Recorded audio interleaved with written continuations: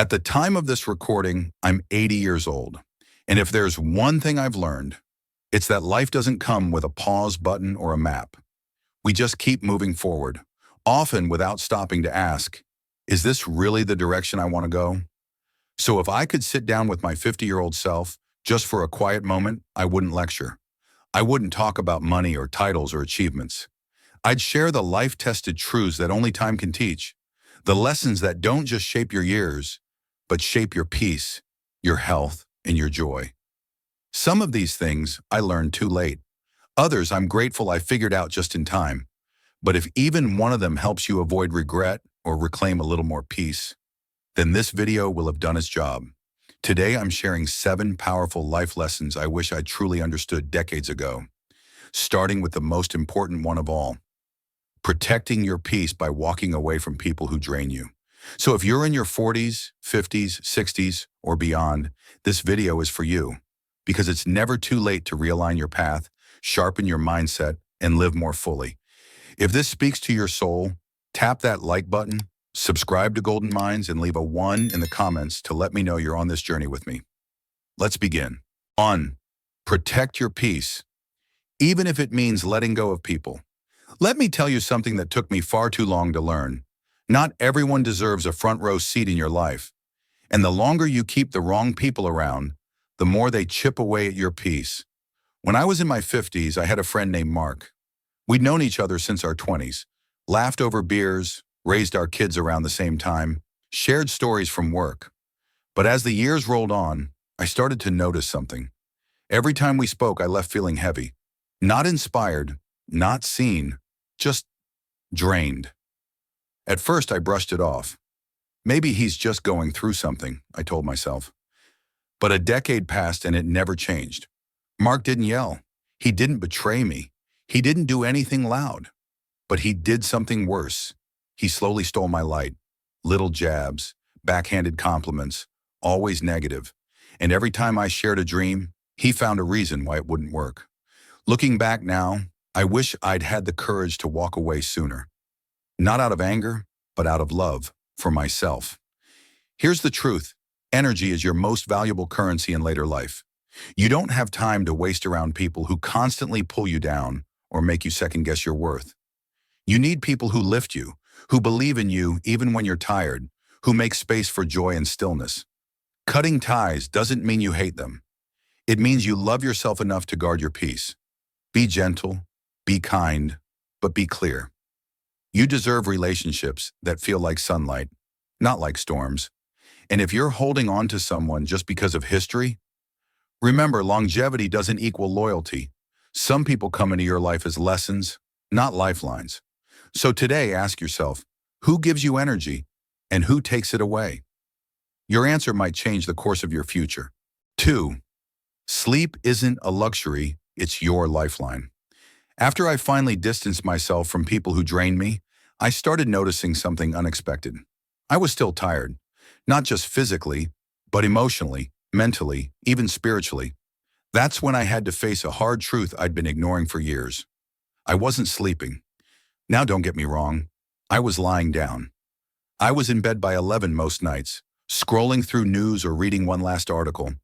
But real rest, the kind that heals your body, clears your mind, and brings your spirit back to life, that was missing. It wasn't until I visited my daughter Emily a few years back that it clicked. Her husband, a quiet but thoughtful man named James, was in bed every night by 9:30. No screen, no snacks, no chaos. Just dark, silence, and stillness. I asked him, "Don't you feel like you're missing out on your evening?" He smiled and said, "I'm investing in my morning." That answer changed something in me. You see, sleep isn't just rest, it's repair. It's your body filing away emotions, cleaning out toxins, resetting your memory, and rebuilding your strength. According to research, even one night of poor sleep can increase stress hormones and reduce your ability to think clearly, regulate your mood, or fight inflammation. And yet in our world, we treat it like an afterthought, something we fit in if there's time. But here's the truth.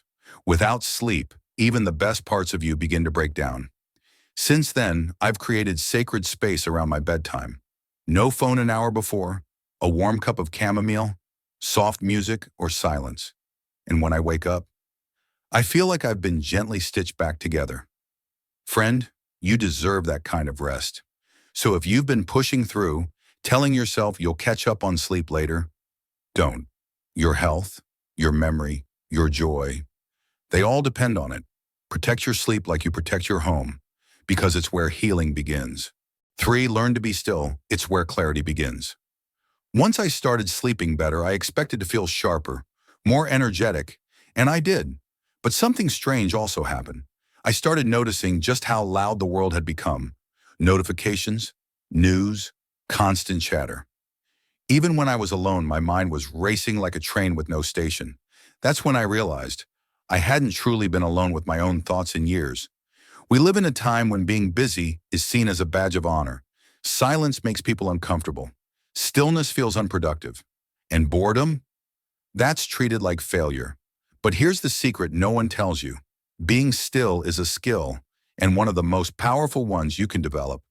When I was younger, I always had to be doing something. Watching TV, checking emails, flipping through the radio. But I remember one quiet afternoon, after a power outage in our little Colorado town, when I sat on the porch, no distractions, no noise, just the wind brushing through the trees. That 45 minutes of nothing brought me more clarity than any motivational seminar ever had. There's wisdom in the pause. Your mind, just like your body, needs room to breathe. Constant stimulation keeps it cluttered. That's why boredom, real device-free boredom, isn't a weakness.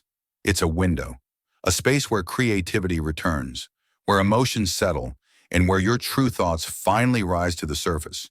If you feel lost lately, if your days blur together and your mind feels noisy, I gently encourage you to try this. Sit quietly for 10 minutes. No phone, no task, just you, your breath, and a little stillness. It might feel awkward at first, even agitating, but over time, it becomes freeing, like finally hearing yourself after years of static. Let your mind wander. Let your heart speak. In the quiet, you'll begin to remember what really matters. And friend, that's not boredom. That's coming home to yourself. 4. Your diet isn't just food. It's everything you take in. After I got more comfortable with stillness, I started paying closer attention to what filled my life. Not just what I ate, but what I absorbed. And that's when I realized your diet is so much more than your plate. It includes the conversations you entertain, the content you scroll through, the company you keep, and even the thoughts you allow to loop in your mind. I remember a time in my late 50s when I was trying to eat clean, more vegetables, fewer processed foods, watching my portions. But every evening, I'd sit on the couch and watch hours of angry news, gossip-filled talk shows, and endless commercials promising happiness in a bottle. I was feeding my body greens but feeding my mind junk. And let me tell you, it showed. I felt anxious, disconnected, quick to react, and I couldn't figure out why, until one day my grandson Nathan said, "Grandpa, why are you always frowning when you watch the news?" That one innocent question made me pause. I started noticing how certain shows, certain people, even certain apps made me feel tense, unsettled, or drained. And just like I cleaned up my fridge, I began to clean up my mental diet too. Friend, we are what we consume, in every form. Surround yourself with people who nourish your spirit. Read things that lift you. Watch things that inspire calm and curiosity, not outrage and fear. Choose conversations that help you grow, not ones that gossip or judge. And yes, be kind to your body too. What you eat impacts your gut, and your gut directly communicates with your brain. A poor diet doesn't just affect your weight, it affects your mood, your energy, your sleep, and even your memory. So next time you think of your diet, ask yourself, what am I feeding my mind? What am I feeding my soul? When you begin to nourish every part of yourself, body, mind, and heart, you'll notice a change. Not overnight, but gently, steadily, and you'll feel lighter in the ways that truly count. 5. Speak kindly to yourself. You're always listening. As I became more mindful of what I consumed, from the food on my plate to the energy of my conversations, I realized there was still one voice shaping my days more than any other, My own. We don't talk about it often, but the way we speak to ourselves matters.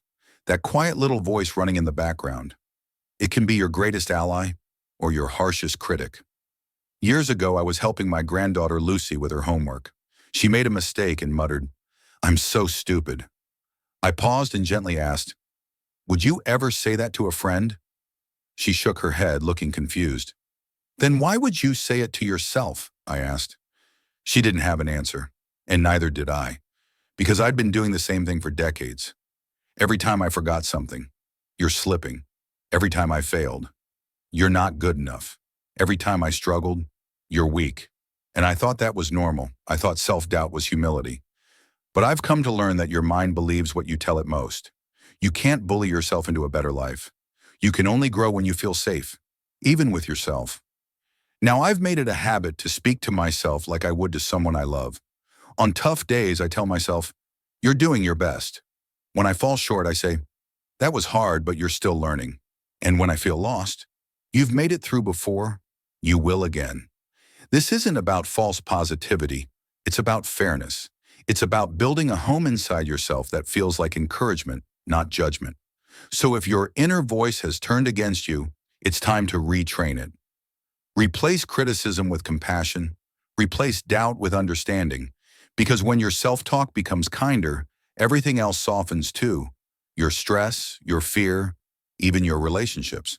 You spend more time with yourself than anyone else in this world. Make sure it's a friendship worth keeping. 6, don't wait for joy, create it. Now and in small moments, after I began treating myself with more kindness, something unexpected happened. I started feeling more present, more awake to life. But it also stirred up a quiet sadness in me. I realized how much joy I had postponed over the years. There was always a reason to wait. Wait until I finished this project. Wait until the bills were paid. Wait until the kids were older. Wait until the right time. But somehow the right time kept moving farther away. I remember once planning a weekend getaway with my wife, Elaine. Just the two of us. Nothing fancy, just a small cabin by the lake, books, and silence. But we canceled. "Too much going on right now," I told her. "Maybe next month." We never did go, and now she's gone. That's when it hit me. Joy doesn't come from big events. It lives in small, ordinary moments that we either make time for or miss entirely. A warm cup of coffee on the porch, a slow walk at sunset, laughing at your own silly mistakes. These aren't distractions from life. They are life. I know it's tempting to believe happiness is something we earn after the work is done. But the truth is, it's something we must design intentionally right now. Not tomorrow, not next season, not once everything settles down. Because here's the secret. Things rarely settle. Life will always be a little messy, a little uncertain. But joy doesn't need perfect conditions to bloom. It just needs your presence. So light the candle. Wear the good shirt. Dance in the kitchen. Say yes to moments that make your heart lighter. Even on hard days, especially on hard days, lean into tiny joys. They won't fix everything, but they'll remind you that not everything needs fixing. You're allowed to smile even while healing. You're allowed to laugh even if you cried yesterday. And you're allowed to feel joy now, not someday, now. 7, choose relationships that grow with you, not just impress you. When I began allowing joy back into my life, not waiting for perfect days, but creating meaningful moments, I noticed something else. The people around me mattered more than ever. Not how many, but who. In our younger years, it's easy to be drawn to surface-level things. Looks, status, flashy personalities. But as time passes, those things fade, and what you're left with is someone's spirit, their values, how they speak to you when you're tired, how they show up when life isn't shiny. I've seen this truth play out in more ways than I can count. Years ago, my nephew Paul married a woman named Jenna. She was radiant, confident, quick-witted, and the kind of person who filled a room. But over time, Paul began to shrink. He stopped laughing as much. He walked on eggshells. When the excitement wore off, there was no warmth underneath. On the other hand, my friend Harold met his wife Susan in a library. They bonded over books, quiet conversations, and shared values. No fireworks, just steady light. 40 years later, they still hold hands in the grocery store. Not because it's romantic, but because it's natural. That's the kind of love and friendship that lasts. So here's what I'd tell my younger self. When choosing the people you build a life with, choose character over charm. Choose someone who listens, someone who supports your growth, someone who's willing to grow alongside you. This applies to partners, friends, even coworkers. Surround yourself with people who encourage the best in you, not out of obligation, but out of genuine care. And if you're already in a relationship, nurture it. Relationships don't stay strong by default. They're built day by day through kindness, patience, shared goals, and forgiveness. Because when life gets quiet, and it will, the noise of attraction fades. But the sound of steady love, mutual respect, and deep connection, that's what carries you through. Choose wisely, grow together, and never settle for a connection that doesn't feed your soul. If you've made it this far, thank you, truly. These 7 reflections weren't just lessons. They were hard-earned truths I gathered over a lifetime. Not from books, but from missteps, quiet mornings, tearful nights, and the kind of clarity that only age can bring. I've come to understand that life isn't about rushing to some perfect destination. It's about who you become along the way, how you treat yourself, who you allow into your world, how you show up for your own peace, and how deeply you choose to love. We don't get to go back, but we can go forward with wisdom. We can move through each day with more awareness, more intention, and more softness toward ourselves and others. And no matter your age, whether you're 40, 60, or 80, it's not too late. It's never too late to create new habits, set better boundaries, nurture deeper relationships, or simply pause and enjoy the beauty of a quiet moment. So if even one of these lessons spoke to your heart today, hold on to it. Let it grow inside you. Let it guide your next decision, your next conversation, your next morning. You are still becoming, and you're not alone. If this video brought you value, please take a moment to like, subscribe to Golden Minds, and leave a 1 in the comments to let me know you're walking this path with me. This channel exists for people just like you, people seeking meaning, wisdom, and peace in the years that matter most. Until next time, take care of your heart, and remember, the best is still ahead.